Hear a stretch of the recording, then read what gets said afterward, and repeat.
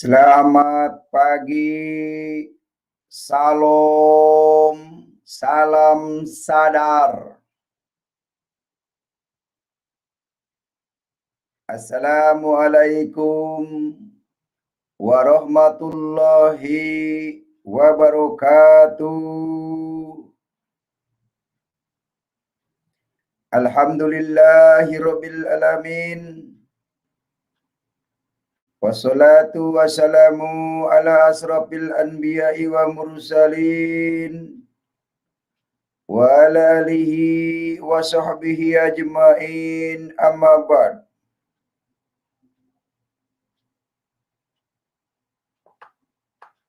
Saudara-saudara yang dikasihi Tuhan,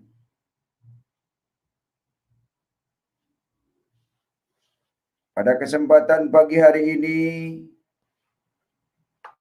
tidak lupa saya mengucapkan syukur dan berterima kasih kepada Tuhan.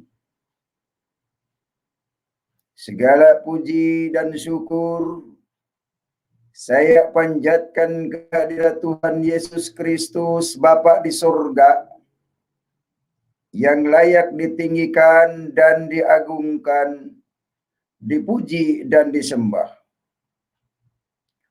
Oleh karena kasih-Nya, kita boleh ada sampai hari ini. Juga tidak lupa kepada pemirsa, para penonton YouTube channel Muhammad Kece dimanapun Anda berada, dari Sabang sampai Merauke, bahkan di seluruh dunia, di Amerika, di Jerman, Hong Kong, Taiwan, Australia,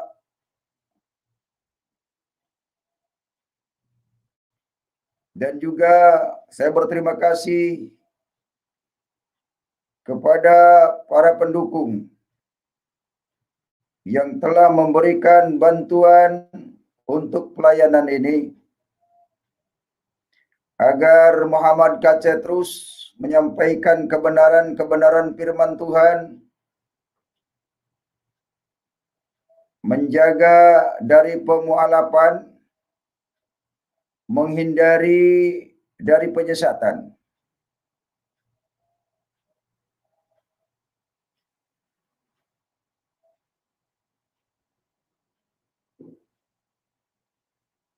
Saudara-saudara yang dikasihi Tuhan, dalam pertemuan kali ini saya membuat video ini agar menjadikan satu tuntunan dan bimbingan bagi hidup manusia.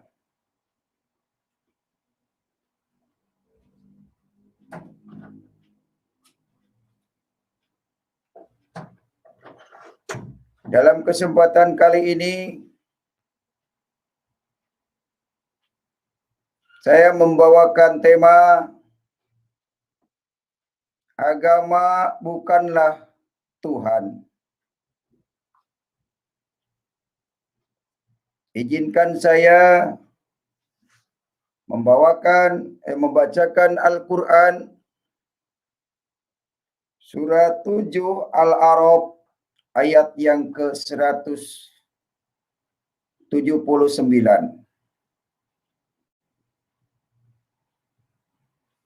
Apa itu bunyinya? Surat Al-A'raf ayat yang ke-79 menceritakan tentang para penghuni neraka. Kenapa tema ini? Kita sebagai manusia di dunia harus saling mengingatkan agar terjaga dari penyesatan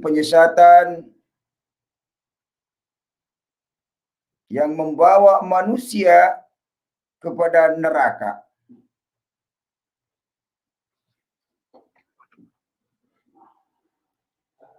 juga kepada saudara-saudara yang mau mendengarkan. Silakan didengarkan dan jangan lupa like, komen, dan share video ini kepada teman-teman saudara. Kalau memang menurut saudara apa yang disampaikan Muhammad Kacih adalah benar dan patut diteladani. Saudara yang dikasihi Tuhan, temanya agama, bukanlah Tuhan. Dengan maksud, jangan terlalu kita meyakini agama. Kenapa? Karena agama itu adalah sebuah kumpulan, sebuah organisasi. Bisa juga agama itu adalah sebuah politik. Bagaimana caranya orang itu supaya tunduk kepada aturannya, maka dibuatlah suatu agama.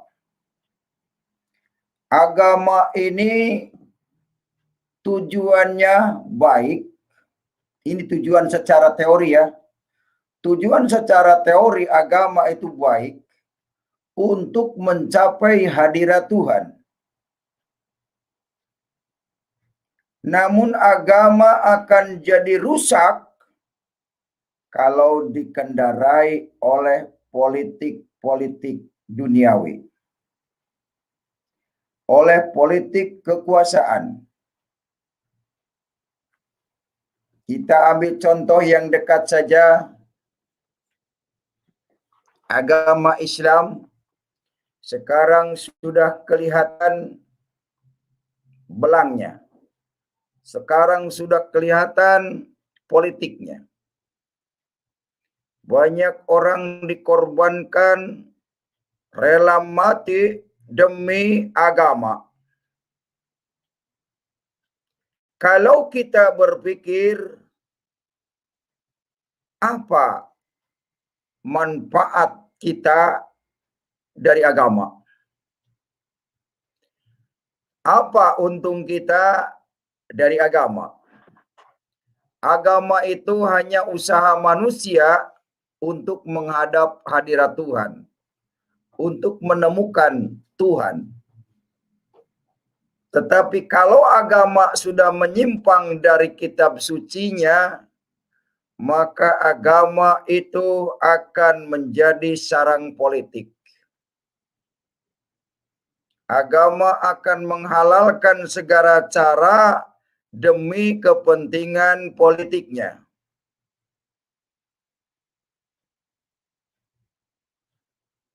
Kenapa saya katakan agama itu politik?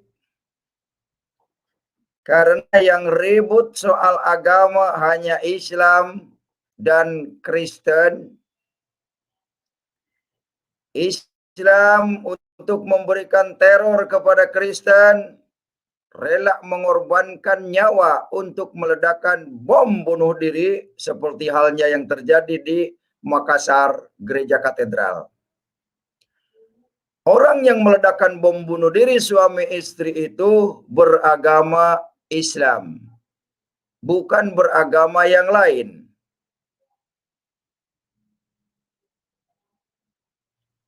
Kalau hal itu, peristiwa keji itu tidak mau dikait-kaitkan dengan agamanya, tolong dibina. Pengajaran seperti itu jangan diajarkan.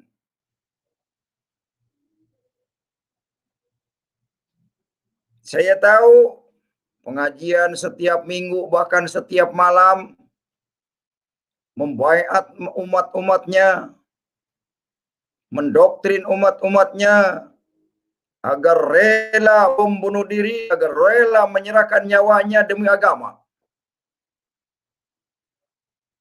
Jadi kebaikan pemerintah membiarkan orang memberikan tausiah-tausiah, tapi disalahgunakan oleh iblis. Tapi memang itulah yang akan terjadi karena Al-Quran surah 7 Al-A'raf sudah mengatakannya. Surah 7 Al-A'raf ayat 179 berkata demikian.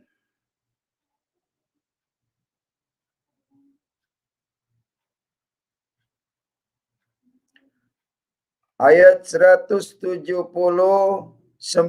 Surah 7 Al-A'raf ayat 179 berkata demikian. Saya screen dulu ya. Nah ini dia. Saya screen. Surat 107 Al-A'raf ayat 79. Ini dia. Yang berbunyi begini. Walaqad dzara'na li jahannama katsiran minal jin wal insi lahum qulubun la yafqahuna biha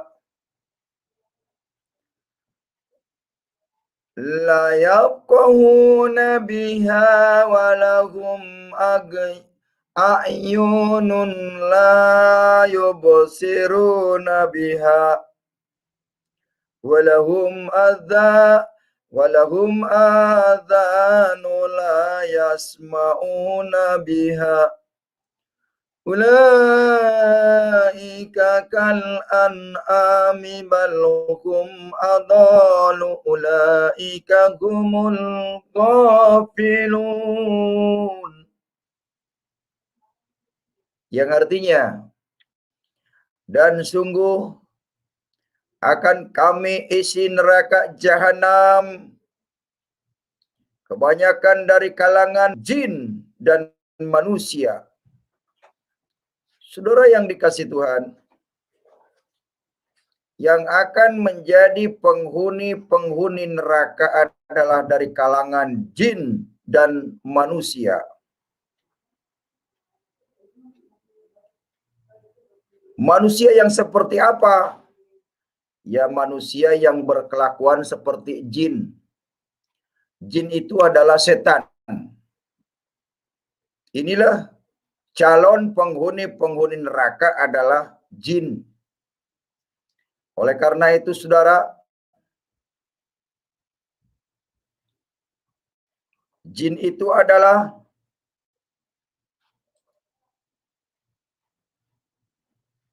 mereka memiliki hati, tetapi tidak dipergunakannya untuk memahami ayat-ayat Allah. Mereka lebih memahami hadis, fikih, ijma, qiyas, dan karangan-karangan manusia lainnya. Wujudnya si manusia, tapi dia tidak punya hati kemanusiaan. Itulah jin. Punya hati tapi tidak dipergunakan untuk memahami ayat-ayat Allah. Mereka memiliki mata tetapi tidak dipergunakannya untuk melihat tanda-tanda kekuasaan Allah. Dan mereka mempunyai telinga tetapi tidak dipergunakannya untuk mendengarkan ayat-ayat Allah. Mereka punya telinga tapi tidak mau mendengarkan Taurat dan Injil, ayat-ayat Taurat dan Injil. Itulah jin. Mereka mempunyai telinga tidak dipergunakan untuk mendengarkan firman Tuhan, ayat-ayat Tuhan. Mereka seperti hewan ternak, bahkan lebih besar lagi. Mereka itulah orang-orang yang lengah. Saudara yang dikasihi Tuhan, ini ayatnya dengan jelas bahwa mereka mempunyai telinga tapi tidak mendengar firman Tuhan, tidak mendengar Taurat dan Injil. Yang mereka dengar adalah hadis, kata Nabi. Yang mereka dengar adalah hadis, kata Nabi. Tuhan, mereka tidak mau dengar. Tapi kata hadis, mereka yakini. Saudara yang dikasih Tuhan, itulah jin. Wujudnya manusia, menurut ayat, sebagian ayat yang mengatakan bahwa jin itu berasal dari Yaman. Ada sekata Ustadz yang mengatakan bahwa sekelompok jin datang ke Mekah untuk diislamkan. Jadi penakluk jin itu adalah Muhammad. Muhammad bin Abdullah adalah yang mengislamkan jin. Itulah sebabnya kenapa di dalam Al-Quran ada yang namanya surat jin. Surat 72 surat jin. Karena dulu ketika Muhammad di Mekah, ada sekelompok dari Yaman jin yang masuk Islam. Begitu saudara. Kalau demikian, boleh curiga. Jangan-jangan Muhammad ini adalah rajanya jin. Kenapa? Dia maunya membunuh dan membinasakan manusia. Perang Badar, perang Uhud, perang Khobar, perang Taif. Selalu perang yang dilakukan oleh Muhammad bin Abdullah. Jangan-jangan dia raja jin ya. Raja jin. Mari saudara sadari. Kalau memang dia manusia, punya mata, lihat dong manusia. Harus punya pri kemanusiaan. Jangan biadab. Orang sedang beribadah di bom. Orang mau ibadah dilarang seperti di Mega Regency ya. Dilarang. Ternyata baru-baru ini ada terorisnya ditangkap oleh Densus 88. Berapa Densus 88? Tangkap itu para teroris itu. Ya, pantesan di Mega Regency dulu ada yang ibadah dibubarkan. Padahal ibadah di rumah itu. Inilah kasihan ya orang yang tidak menyadari. Tapi biarkanlah mereka karena memang itu calon penghuni neraka mereka itu. Ya. Mereka rajin sholat 5 waktu, rajin. Iya. Karena sholat 5 waktu itu bukan menyembah Allah. Mereka itu cara praktek menyembah sujud kepada Ka'bah batu hitam. Ya, itu kelompok jin itu menyembah itu, ya. Jadi orang yang menyembah Tuhan itu adalah yang mengikuti ajaran yang diperintahkan oleh Yesus Kristus. Ajaran kasih, tolong menolong dengan sesama. Ajaran membunuh, membinasakan itu ajaran setan, ajaran jin. Hati-hati saudara. Di Al-Quran surat 72 ada namanya surat jin. Jangan terkecoh saudara dengan jin. Mari pelajari Alkitab yang sempurna.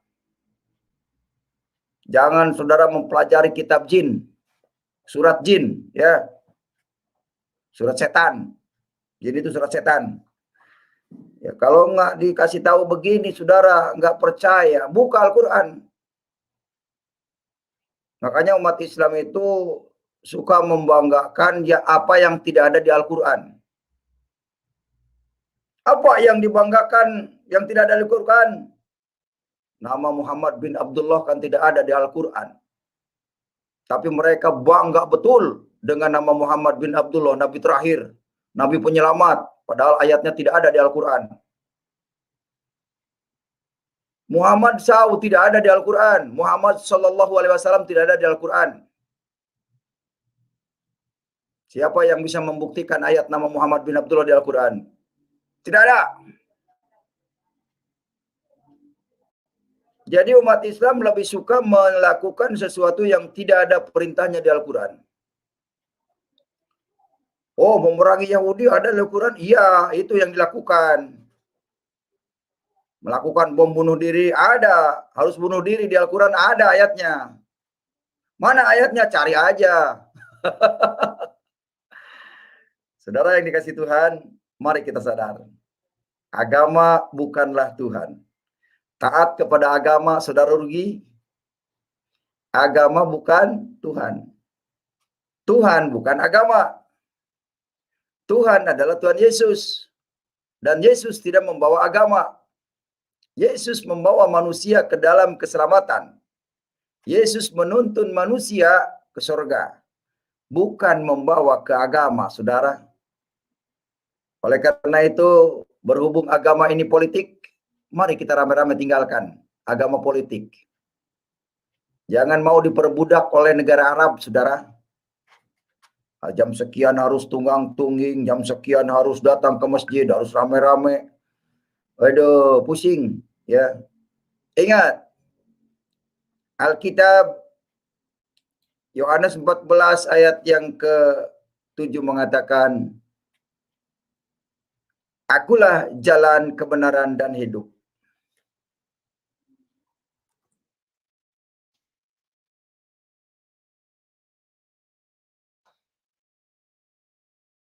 Akulah jalan, kebenaran, dan hidup.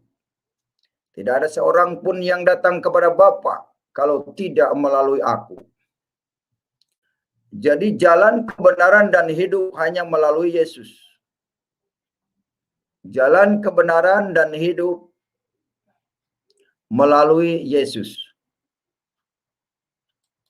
Bukan melalui Muhammad. Tidak ada ayatnya Muhammad akan menyelamatkan.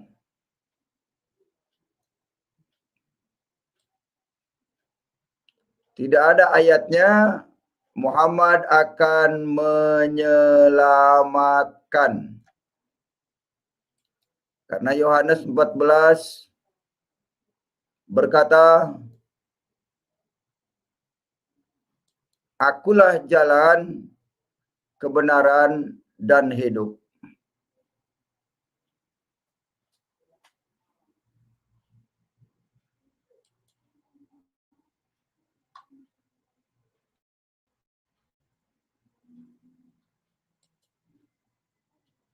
Akulah jalan, kebenaran, dan hidup. Tidak ada seorang pun yang datang kepada Bapa kalau tidak melalui aku. Tidak ada orang yang bisa masuk surga tanpa melalui Yesus. Yesus adalah satu-satunya pintu jalan masuk surga. Yesus satu-satunya wujud Tuhan yang nyata. Tidak mengenal Yesus, tidak akan mengenal Tuhan sampai kiamat pun. Jadi sekali lagi, kita harus mengenal yang namanya Yesus. Yesus adalah wujud Tuhan itu sendiri. Dia mengasihi, Dia menuntun kita. Di dalam Islam tidak ada keselamatan. Jelas? Di dalam Islam tidak ada keselamatan di akhirat nanti. Tidak ada ayatnya umat Islam masuk surga. Mari sadari. Salam sadar. Saudara yang dikasihi Tuhan, kita jangan terkecoh dengan pengajaran-pengajaran agama Islam.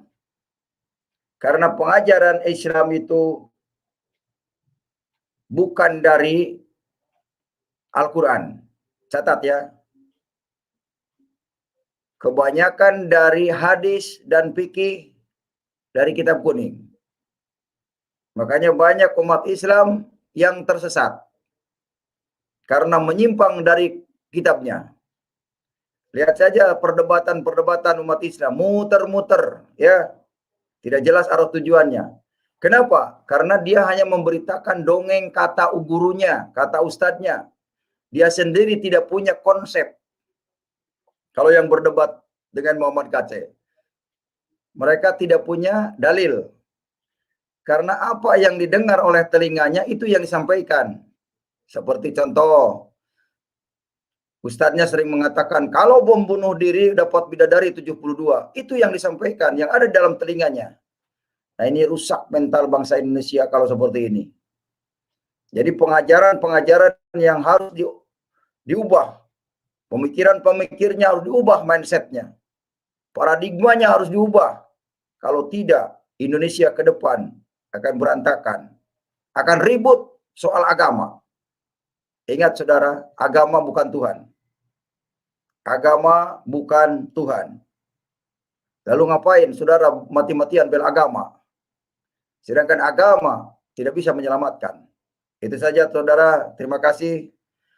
Renungan pagi hari ini kiranya bermanfaat dan memberikan petunjuk. Jangan sampai saudara jadi mu'alaf, karena mu'alaf adalah akan membawa manusia ke neraka. Mu'alaf akan merasakan kecelakaan. Saya bukan menjustis, tapi ini Al-Quran yang berbicara.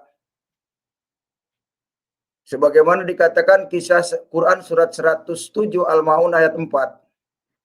Yang berbunyi, Fawailul lil musallin, maka kecelakaanlah bagi orang-orang yang sholat. Aladinahum ang sholatihim syahun, mereka itu yang sholatnya lalai. Makanya saudara jangan lalai sholatnya ya. Lalai itu tidak paham yang dibaca, tidak mengerti yang dibaca, tidak mengerti sholat. Sholat itu adalah doa, saudara. Kalau saudara mengerti sholat, maka akan berdiri sholatnya. Bukan dirimu yang sendiri yang didirikan.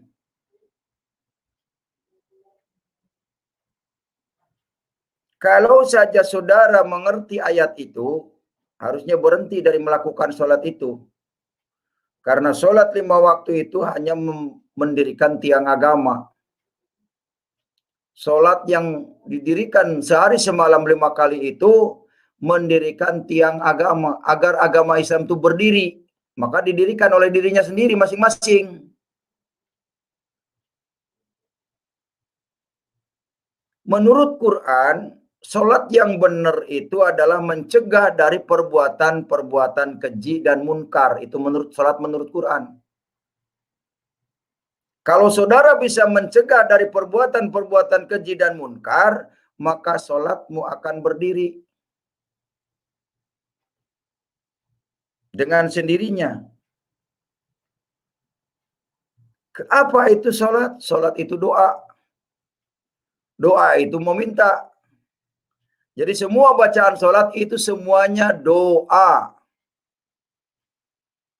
Ihdinas siratal mustaqim, tunjukilah kami jalan yang lurus, itu doa. Robik firli warhamni wajburni warfani wahdini wafini wafuani, itu juga doa. Jadi sholat itu pada prinsipnya adalah doa. Orang yang melakukan sholat adalah orang yang berdoa. Baik itu doanya dengan bahasa Indonesia, bahasa Inggris, bahasa Jawa, bahasa Sunda, itu doa. Tuhan Maha mendengar dan Tuhan Maha tahu. Sami Allahu liman hamidah, mendengar Allah kepada orang yang memujinya. Coba kalau kita memuji Yesus, Yesus, kau berharga bagiku. Kita memuji Yesus, mendengar Yesus. Jadi kalau kita butuh apa-apa, memuji nama Yesus, pasti doa kita akan dijawab. Pasti akan dikabulkan Tuhan. Terima kasih.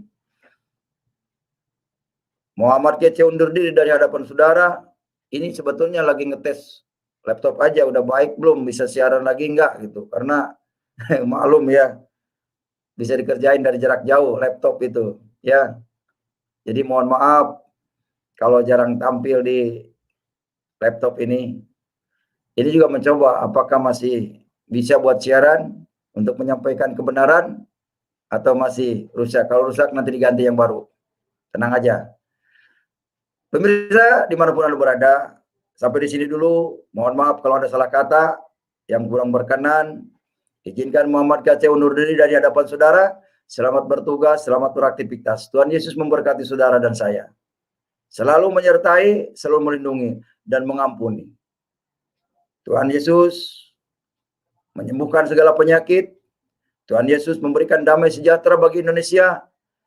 Tuhan Yesus memiliki Indonesia, dan sebentar lagi Indonesia akan dituai menjadi milik Yesus Kristus, damai sejahtera dari Sabang sampai Merauke. Diberkatilah Bapak Presiden Joko Widodo dan wakilnya Maruf Amin dan keluarganya, diberkatilah Indonesia, diberkatilah Pak Kapolri, diberkatilah juga para Kasat TNI. Diberkatilah semuanya agar damai Indonesia sampai selama-lamanya. Tuhan Yesus menyertai. Terima kasih. Salam. Wabillahi taufiq wal hidayah. Wassalamualaikum warahmatullahi wabarakatuh. Tuhan Yesus